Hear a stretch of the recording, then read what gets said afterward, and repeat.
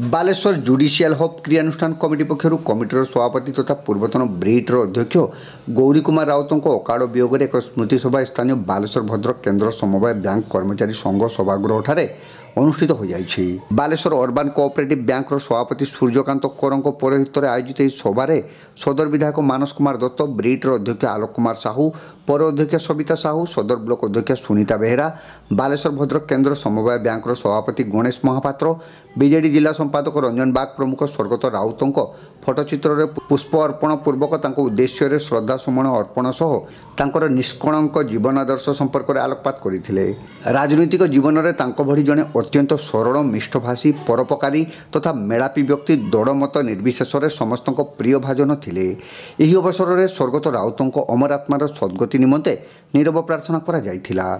Judicial hub क्रियानुष्ठान कमिटर उपसभापति उपेन्द्र पात्र एथिरे उपस्थित रही बालेश्वर जुडिशियल हब प्रतिष्ठार स्वर्गत राउत अवदान संपर्क में आलोचना करथिले।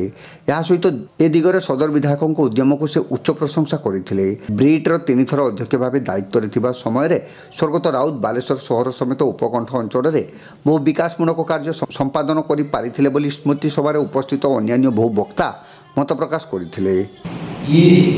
बालेश्वर आम विशेष भाव राजनीति ऊर्धे रही जड़े निरा मनीष को बालेश्वर आज हजे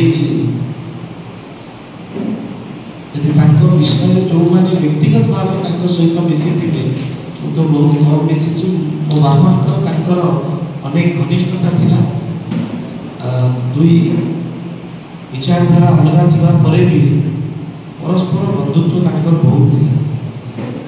राजनीति रही एभली निरा मनीष बहुत हुए बालेश्वर बहुत कम व्यक्तित्व देखा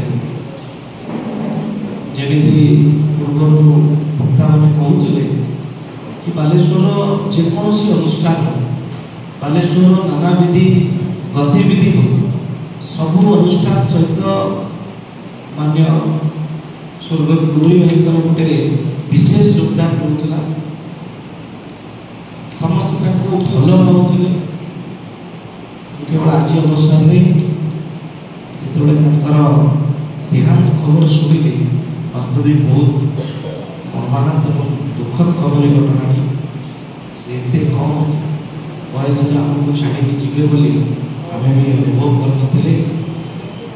बहु बार राजनीति में रही स्थानीय प्रतिनिधि हिसाब से किसी वर्ष पूर्व ब्रिट अध्यक्ष हिसाब से कार्यरत कर आज अवसर में मो अमर आत्मार सद्गति प्रभु पाखे प्रार्थना करने सहित बालेश्वर जो एक शून्य स्थान पड़ी विशेष भाव में परिवार जो प्रकार एक अदिन जो चढ़क पड़ी प्रभु पाखे परिवार को प्रभु शांति प्रदान करते।